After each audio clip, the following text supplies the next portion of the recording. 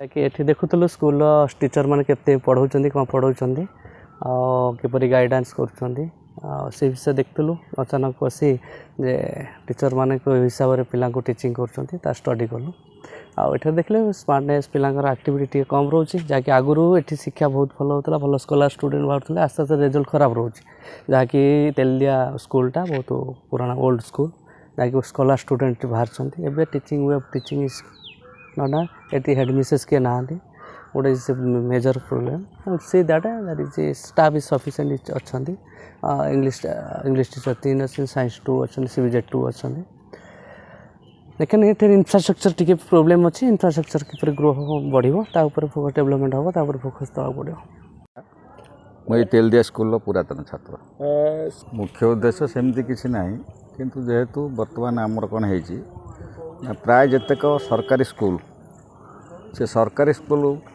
निम्नगामी हवा पोषुची रिजल्ट भल हो कटक सदर आगे सर्वदा चेष्टा कर सी अचानक क्या किसी न जाणी एमती कि आमको जन ना बुझे पाइले कि जन हठात आसिक स्कूल अवस्था केमती कौन अनुधान करते। अच्छा आज ना ना ना माने मो भाबुली आसवे सब स्कूल को गले ना कटक सदर आम स्कूल को आसी ना आम जानी केबे आसवे जान ना जाओ भल है आज आसिले कि आउ टे पूर्वर आसी अधिका समय टे दे था सब क्लास कंडीशन गुड़ा टे देखी था आउ टे सुविधा असुविधा गुहारी एमएलए को जन था। अच्छा नहीं जहाँ नहीं एक्चुअली आमर जो टीचर मैंने आसते लोकल नुह जो स्टेट सिलेक्शन रे बहुत बहुत अलग अलग जिलूर आसटे लैंग्वेज प्रोब्लेम रोचे हठात आसिले तो टे प्रिपेयर होना